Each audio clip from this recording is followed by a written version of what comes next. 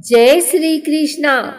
आज गुरुवार के दिन आइए सुनते हैं भगवान विष्णु की यह कथा। एक बार भृगु ऋषि ने जानना चाहा कि ब्रह्मा, विष्णु और महेश में कौन सबसे श्रेष्ठ है। वह बारी बारी से सबके पास गए। ब्रह्मा और महेश ने भृगु को पहचाना तक नहीं, न ही आदर किया। इसके बाद भृगु विष्णु के यहाँ गए। विष्णु भगवान विश्राम कर रहे थे और माता लक्ष्मी उनके पैर दबा रही थी। भृगु ने पहुँचते ही न कुछ कहा न सुना और भगवान विष्णु की छाती पर पैर से प्रहार कर दिया। लक्ष्मी जी यह सब देखकर चकित रह गई, किंतु विष्णु भगवान ने भृगु का पैर पकड़कर विनीत भाव से कहा, मुनिवर, आपके कोमल पैर में चोट लगी होगी, इसके लिए क्षमा करें। लक्ष्मी जी को भगवान विष्णु की इस विनम्रता पर बड़ा क्रोध आया। वह भगवान विष्णु से नाराज होकर भूलोक में आ गई तथा कोल्हापुर में रहने लगी। लक्ष्मी जी के चले जाने से विष्णु भगवान को लगा कि उनका श्री और वैभव ही नष्ट हो गया और उनका मन बड़ा अशांत रहने लगा। लक्ष्मी जी को ढूंढने के लिए वह श्रीनिवास के नाम से भूलोक आए। घूमते घूमते वेंकटचल पर्वत क्षेत्र में बकुला माई के आश्रम में पहुँचे। बकुला माई ने उनकी बड़ी आवा भगत की। उन्हें आश्रम में ही रहने को कहा। एक दिन जंगल में एक मतवाला हाथी आ गया। आश्रमवासी डरकर इधर उधर भागने लगे। श्रीनिवास ने यह देखा तो धनुष बाण लेकर हाथी का पीछा किया। हाथी डरकर भागा और घने जंगल में अदृश्य हो गया। श्रीनिवास उसका पीछा करते करते थक गए थे। वह एक सरोवर के किनारे वृक्ष की छाया में लेट गए और उन्हें हल्की सी झपकी आ गई। थोड़ी देर में शोर सुनकर वह जागे तो देखा कि 4-6 युवतियां उन्हें घेरे खड़ी हैं। श्रीनिवास को जागा हुआ देखकर वे डपट कर बोली, यह हमारी राजकुमारी पद्मावती का सुरक्षित उपवन है और यहाँ पुरुषों का आना मना है। तुम यहाँ कैसे और क्यों आए हो? श्रीनिवास कुछ जवाब दे, इससे पहले ही उनकी दृष्टि वृक्ष की ओट से झांकती राजकुमारी की ओर गई। श्रीनिवास पद्मावती को एकटक देखते रह गए। थोड़ा संयत होकर कहा, देवियों, मुझे पता नहीं था।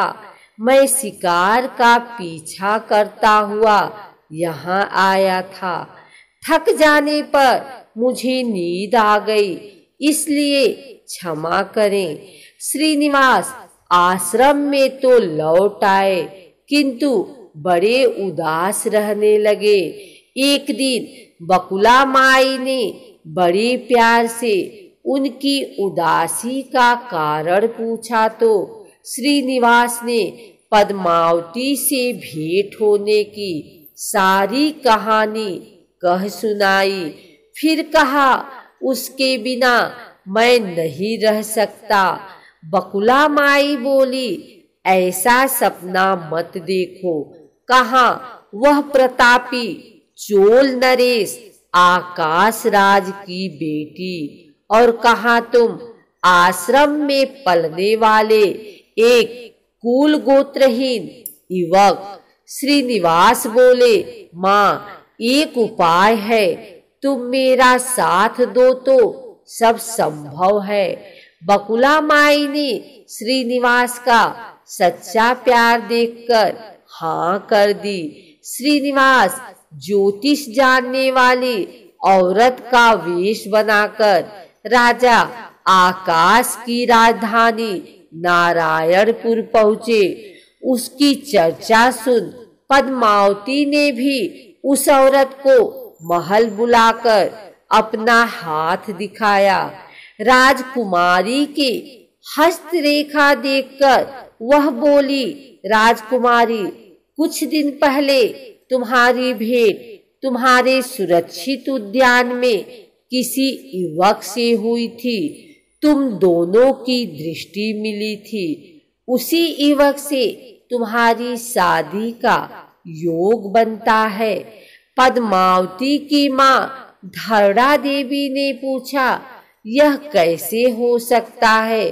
ज्योतिषी औरत बोली, ऐसा ही योग है।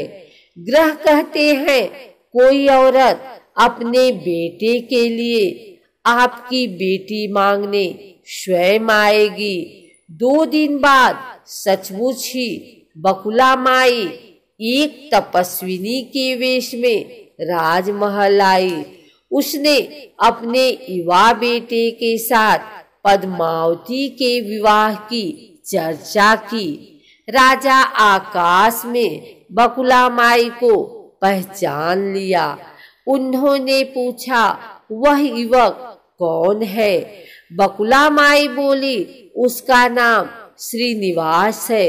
वह चंद्रवंश में पैदा हुआ है, मेरे आश्रम में रह रहा है, मुझे माँ की तरह मानता है। राजा आकाश ने कुछ सोचकर उत्तर देने के लिए कहा। बकुला माई के चले जाने पर आकाश ने राजपुरोहित को बुलाकर सारी बात बताई। राजपुरोहित ने गणना की, फिर सहमति देते हुए कहा, महाराज श्रीनिवास में विष्णु जैसा देव गुण है, लक्ष्मी जैसी आपकी बेटी के लिए यह बड़ा सुयोग्य है। राजा आकाश ने तुरंत बकुला माई के यहाँ अपनी स्वीकृति के साथ विवाह की लग्न पत्रिका भेज दी। बकुला माई ने सुना तो वह चिंतित हो उठी। श्रीनिवास से बोली, बेटा अब तक तो विवाह की चिंता थी, अब पैसे न होने की चिंता है। मैं वराह स्वामी के पास जाती हूँ, उनसे पूछती हूँ कि क्या किया जाए। बकुला माई श्रीनिवास को लेकर वराह स्वामी के पास गई और श्रीनिवास के विवाह के लिए धन की समस्या बताई तो वराह स्वामी ने 8 दिक्पालों इंद्र, कुबेर, ब्रह्मा, शंकर आदि देवताओं को अपने आश्रम में बुलवाया और फिर श्रीनिवास को बुलाकर कहा, तुम स्वयं इन्हें अपनी समस्या बताओ।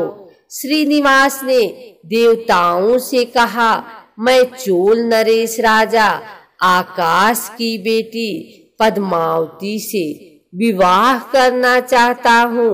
मेरी हैसियत राजा के अनुरूप नहीं है, मेरे पास धन नहीं है, मैं क्या करूं?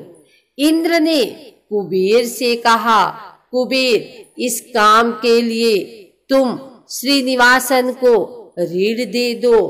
कुबेर ने कहा, ऋण तो दे दूंगा, पर उसे यह वापस कब और कैसे करेंगे, इसका निर्णय होना चाहिए। श्रीनिवास बोले, इसकी चिंता मत कीजिए, कलयुग के अंत तक मैं सब ऋण चुका दूंगा। कुबेर ने स्वीकार कर लिया। सब देवताओं की साक्षी में श्रीनिवास के ऋण पत्र लिख दिया। उस धन से श्रीनिवास और पद्मावती का विवाह बड़ी धूमधाम से हुआ। तभी नारद ने कोल्हापुर जाकर लक्ष्मी को बताया। विष्णु ने श्रीनिवास के रूप में पद्मावती से विवाह कर लिया है। दोनों वेंकटाचलम पर्वत पर रह रहे हैं। यह सुनकर लक्ष्मी जी को बड़ा दुख हुआ। वह सीधे वेंकटाचलम पहुंची, विष्णु जी की सेवा में लगी, पद्मावती को भला बुरा कहने लगी। श्रीनिवास, विष्णु रूप मेरे पति है, तूने इनके साथ विवाह क्यों किया? दोनों में वाक युद्ध होने लगा तो श्रीनिवास को बड़ा दुख हुआ। वे पीछे हटे और पत्थर की मूर्ति के रूप में बदल गए। जब दोनों देवियों ने यह देखा तो उन्हें बड़ा दुख हुआ कि श्रीनिवास तो अब किसी के न रहे। इतने में शिला विग्रह से आवाज आई, देवियों, मैं इस स्थान पर वेंकटेश्वर स्वामी के नाम से अपने भक्तों का अभिष्ट पूरा करता रहूंगा। उनसे प्राप्त चढ़ावे के धन द्वारा कुबेर के कर्ज का ब्याज चुकाता रहूंगा। इसलिए तुम दोनों मेरे लिए आपस में झगड़ा मत करो। यह बाणी सुनते ही लक्ष्मी जी और पद्मावती दोनों ने सिर झुका लिया। लक्ष्मी कोल्हापुर आकर महालक्ष्मी के रूप में प्रतिष्ठित हो गई और पद्मावती तिरुनाचूर में शिला विग्रह हो गई।